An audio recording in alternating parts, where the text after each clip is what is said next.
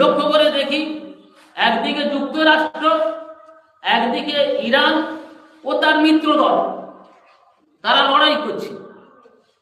কিছু লোক চূড়ান্তভাবে দোয়া করছে আল্লাহ ইরানের জয়লাভ করা, ইরান জিতে যাক, এই হোক ওই হোক। কে জিতবে কে হারবে আল্লাহ খুব ভালো জানে, যেটা আল্লাহর ইচ্ছা হবে সেটাই হবে। কিন্তু কিছু কথা মনে রাখতে হবে, আমরা সামগ্রিকভাবে ইরানকে কেন সাপোর্ট করছি? যে যুক্তরাষ্ট্র মারাত্মক ধরনের আগ্রাসী মনোভাব নিয়েছে, সে চায় সবসময় নিজের কর্তৃত্ব করব, তার চাইতে ইরান অনেক ভালো, এই যে সাপোর্ট করি। মানে শত্রুর শত্রু সে নিজের বন্ধু, এটা নিয়ম। শত্রুর শত্রু হলো বন্ধু, সেক্ষেত্রে আমরা ইরানের সাপোর্ট করি। কিন্তু ইরানের জন্য দোয়া করব আমাদের জন্য অকল্পনীয়। ইরানের সাপোর্ট করা যাবে না, অভাব না, আমরা যুক্তরাষ্ট্র সাপোর্ট করবো, কারো করতে পারবো না। তার কারণটা কি? কারণটা হলো এটাই, ইসলামের মূল লক্ষ্য হলো কোরআন। শিয়াদের মধ্যে যারা শিয়াগুলো বর্তমানে যারা ইরানের ক্ষমতায় আছে, তারাই শিয়াগুলো বলছে পৃথিবীতে যে কোরআন আছে এই কোরআন মিথ্যা। উসুল কাফির মধ্যে লেখা রয়েছে এ কোরআন মিথ্যা। তো যদি এই কোরআনটাকে মিথ্যা বলে আর কিছু আছে তার, সে কোথায় আছে? সেও তো আমার শত্রু, সে বন্ধু কোথায়? কিন্তু মুসলমান তো অত দেখে না, মারামারি করে খুব হচ্ছে খুব হচ্ছে। তাদের আকীদা হলো এটাই, সমস্ত সাহাবা কাফের, 5 জন সাহাবা বাদে, তার মধ্যে আবার 2 জনের ইমান টলমল করছে, তাহলে কজন থাকবে? 3 জন। যারা সমস্ত সাহাবাদেরকে কাফের বলছে তারা আবার মুসলমান, তাদের প্রতি এত বন্ধুত্ব আমাদের, যে বন্ধুত্ব করবে তার কথা মানতে হবে না, তার জন্য দোয়া করতে হবে আমাদের। খমেনি সাহেব আগে লিখেছিলেন রুহুল্লাহ, তিনি বই লিখেছেন আবসার বলে, ফার্সিতে। বইটা লিখেছেন আবু বকর হলো কাফের, নাউজুবিল্লাহ। যিনি ইসলামের প্রথম খলিফা, সেই আবু বকর সিদ্দিককে বলা হচ্ছে কাফের। আল্লাহ রাসূল যাকে বলেন আবু বকর, তুমি আমার দুনিয়ার সাথী, তুমি আমার কবরের সাথী, তুমি আমার হাসরের দিনের সাথী, সেই আবু বকরকে বলা হচ্ছে সে কাফের। তাহলে ওরা মুসলমান কেমন ধরনের মুসলমান তারা, যারা আবু বকরকে কাফের বলছে?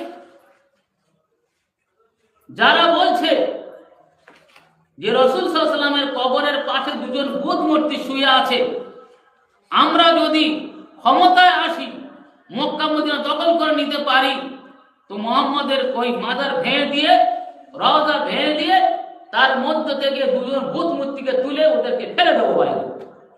আর বাকিউল গরকদ মানে যে কবরস্থান আছে ওখানে একটা জান্নাতুল বাকি, ওই কবরস্থান থেকে আয়েশা তুলে নিয়ে তাকে চাবুক মারা হবে।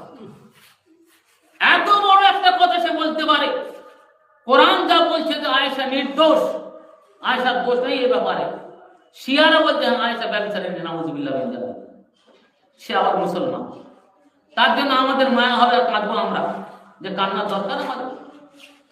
ইসলামের দ্বিতীয় খলিফা ওমর রাদিয়াল্লাহু তাআলা আনহু, যাকে একজন হাবশী গোলাম হত্যা করেছিল, তার নাম হলো আবু লুলু ফিরোজ।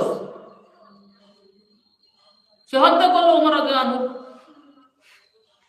তার নামে ইরানে কমপ্লেক্স রয়েছে, কমপ্লেক্স তৈরি করা হয়েছে, সুসজ্জিত করে রাখা হয়েছে, মর্যাদা দেওয়া হয় বিশাল একজন দক্ষ লোক।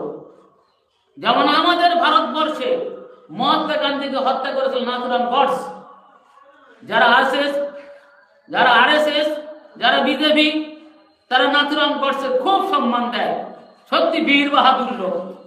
অনুরূপ ভাবে ইরানের লোকেরা, যারা ইরান ক্ষমতাশীল, তারাই কিন্তু আবু লুলু ফিরোজের তারা সম্মান দিচ্ছে।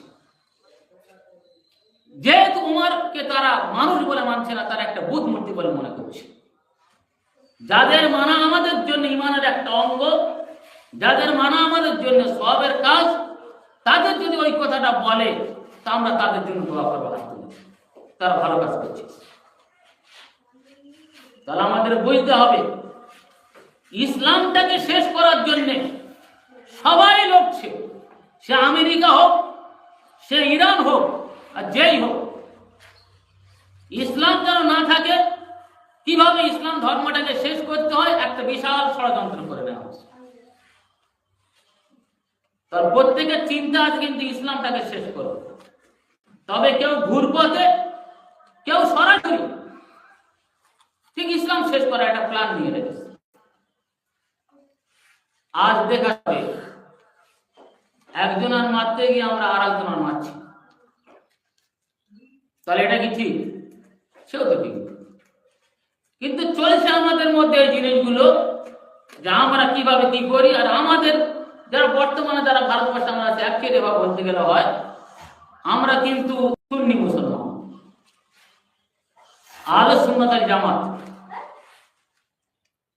আমাদের মধ্যে কিছু লোক আবার এখন ওই সময় বলছে, আরে ইরানের থেকে আর কারো ইমান পোক্ত নেই, তার মোটে ইমান নেই, তার নাম পোক্ত ইমান।